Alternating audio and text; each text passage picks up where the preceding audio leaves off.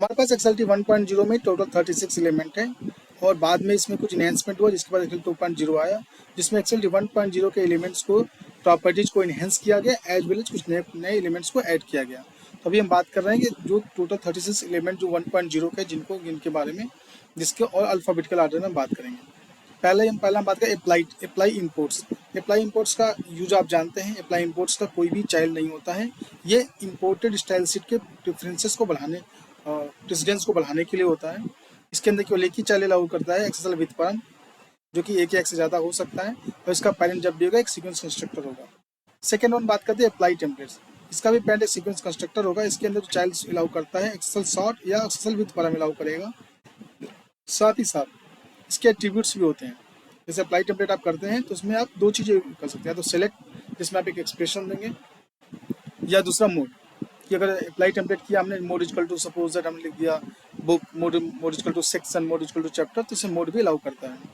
तीसरा हमारा आता है एक्सेसल एट्रीब्यूट। एक्सेसल एट्रीब्यूट सिंपल सा होता है एक्सेसल एट्रीब्यूट, और ये एक्सेसल एट्रीब्यूट हमारे पास दो जगह यूज कर होता है, या तो किसी सीक्वेंस कंस्ट्रक्टर के अंदर आ जाए या किसी एट्रीब्यूट सेट के अंदर आ जाए। और इसके अंदर भी एट्रीब्यूट सेट के अंदर जब उसकी वैल्यू को डिक्लेरेशन होता है, कोई भी सीक्वेंस कंस्ट्रक्टर लेके इसकी वैल्यू को हम फिच करते हैं, या मतलब कोई सकता है फॉर ईच या कुछ भी लॉजिक लगा करके उसके एट्रीब्यूट को हम फिच करने का प्रयास करते हैं। उसके लिए एक सीक्वेंस कंस्ट्रक्टर है, ठीक। इसके बाद एक्सेल एट्रीब्यूट के अंदर हमारे पास जो एट्रीब्यूट अलाउ करता है वो नेम करता है, एट्रीब्यूट का नाम क्या होगा, उसके साथ नेम स्पेस क्या होगा, और अगर आप इसमें सेलेक्ट एट्रीब्यूट यूज करते हैं तो इसका कोई भी चाइल्ड नहीं होगा। तो बेसिकली सेलेक्ट एक्सप्रेशन भी होता है, सेपरेटर भी होता है। सपोज एक साथ आप एक्सेल एट्रीब्यूट में मल्टीपल सेपरेटर भी लगा सकते हैं। वैलिडेशन का भी एक ऑप्शन होता है जिसमें स्ट्रिप, लैक्स, प्रिजर्व और स्ट्रिप होता है। टाइप में भी टाइप लगा सकते हैं कि इसका कौन सा टाइप होगा इस एट्रीब्यूट का, किस तरीके के वैल्यू को ये होल्ड करेगा। इसके बाद हमारा आता है एट्रीब्यूट सेट। इसका जो एट्रीब्यूट सेट हमेशा टॉप लेवल एलिमेंट होता है। इसका जो पेरेंट होता है वो एक्सेल स्टाइल शीट होता है, और इसके अंदर एक्सेल एट्रीब्यूट अलाउ करता है एक या एक से अधिक बार।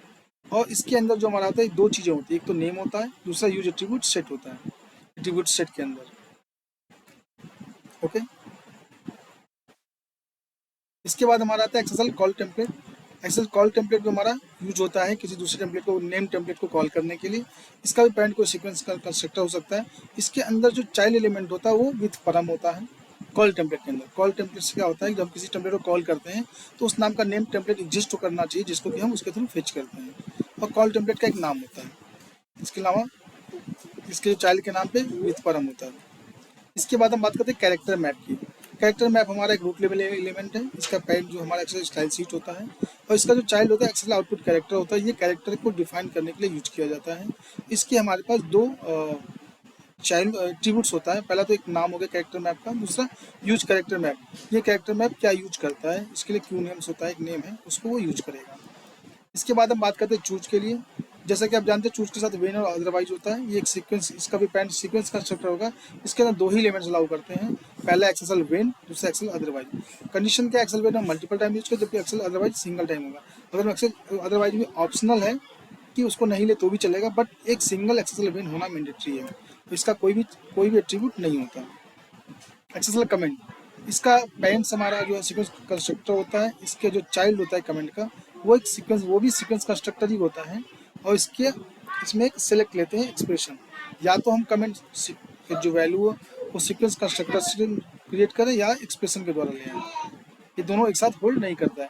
एक्सेल कॉपी, इसका पेरेंट सीक्वेंस कंस्ट्रक्टर होता है, चाइल्ड भी सीक्वेंस कंस्ट्रक्टर होता है।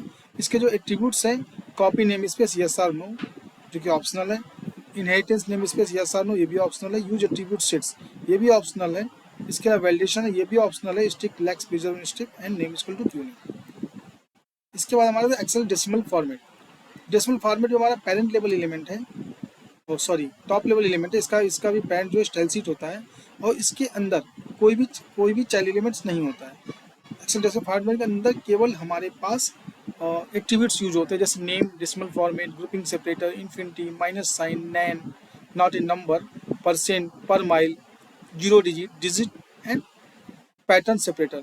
आप यहाँ पर देखेंगे सारे ऑप्शंस ऑप्शनल हैं, नथिंग इज मैंडेटरी।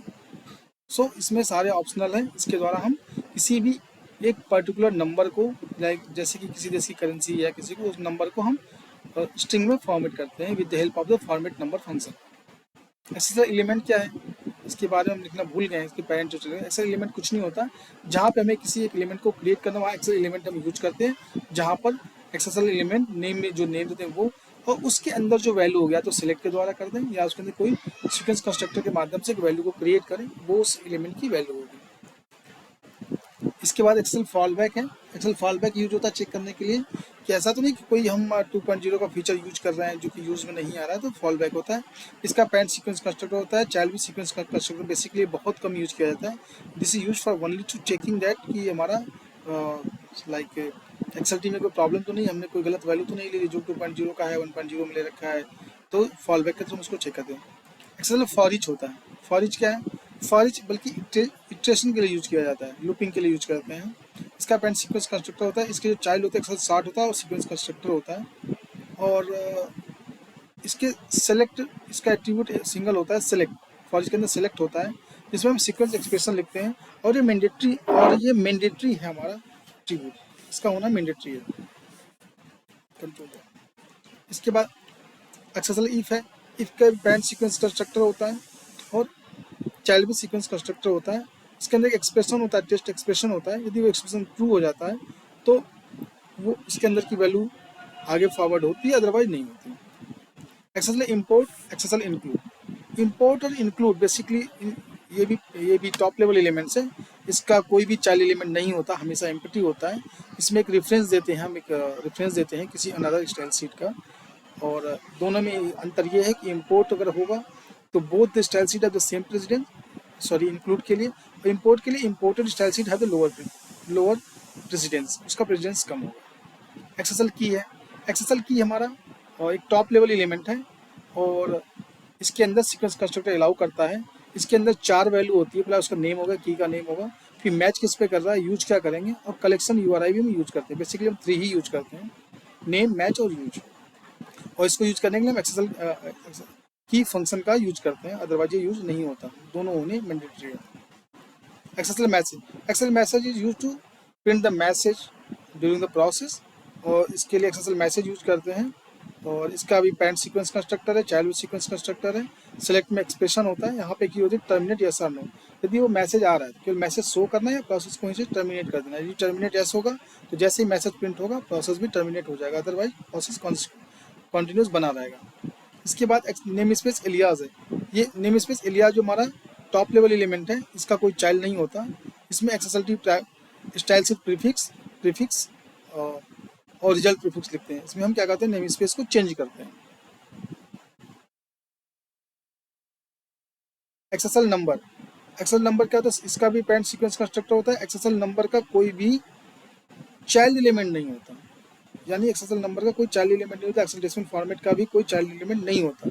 इसके अंदर वैल्यू वैसी होती है जैसे लगभग डेसिमल फॉर्मेट में होता है। वैल्यू है, सेलेक्ट है, लेवल है, काउंट है, फ्रॉम है, फॉर्मेट है, लैंग है, और लेटर है, ट्रेडिशनल है, ऑर्डिनल है, और ग्रुपिंग सेपरेटर है, ग्रुपिंग साइज है। ओके। और इसमें एक चीज़ और होता है कि इसके 2 यूजर्स होते हैं, पहले एक नंबर को फॉर्मेट करने के, दूसरा हम करेंट नोट के नंबर को भी प्रिंट आउट करने के लिए यूज कर सकते हैं। कोई हमने चैप्टर बना दिया, उस हम चाहते हैं हर सेक्शन का एक नंबर जनरेट कर, तो उसके लिए एक्सेल नंबर वगैरह यूज करके हम पर्टिकुलर उसको यूज करते हैं। इसमें इसके बारे में हम अलग से बात करेंगे। अदरवाइज क्या है, ये चूज का एक अल्टरनेट, चूज में वेन का एक अल्टरनेट होता है, जिसमें भी हम सीक्वेंस कंस्ट्रक्टर यूज करते हैं, और इसके अंदर कोई एट्रीब्यूट नहीं होता। जो भी वैल्यू होगी, अगर सारे वेन कंडीशन फेल होंगे तो अदरवाइज की वैल्यू हमारे पास आउटपुट में रहेगी। एक्सेल आउटपुट क्या होता है, एक्सेल आउटपुट हमारा होता है कि हमारा आउटपुट क्या बनेगा। इसका ये भी पैरेंट लेवल एलिमेंट है, इसका कोई चाइल्ड नहीं होता। इसके बहुत सारे मेथड्स हैं, उस मेथड के अकॉर्डिंग हमारा आउटपुट जस्टिफाई होता है, और इसका हम एक नाम भी रख सकते हैं कि उस आउटपुट का नाम क्या होगा, उसका मेथड क्या होगा। मेथड में basically XML, HTML, XHTML, text, queue name, कोई भी क्यू नेम दे सकते हैं। बाइट मार्क हो गया, सी डेटा एलिमेंट्स हो गया, डॉक टाइप हो गया, डॉक टाइप सिस्टम हो गया, इनकोडिंग है, इसके URI एट्रीब्यूट हो गया, और इंक्लूड कंटेंट टाइप हो गया, इंडेंट हो गया, मीडिया टाइप हो गया, नामलेसन फॉर्म हो गया, ओमिट XML डिक्लेरेशन हो गया, स्टैंड अलोन हो गया। इन सारी चीज़ों को हम डिफाइन करते हैं। जब ये हमारा आउटपुट से कोई जो आउटपुट बनता है तो इसके द्वारा ही उसके चीज़ों को डिफाइन किया जाता है। एक्सेल परम क्या है, एक्सेल परम में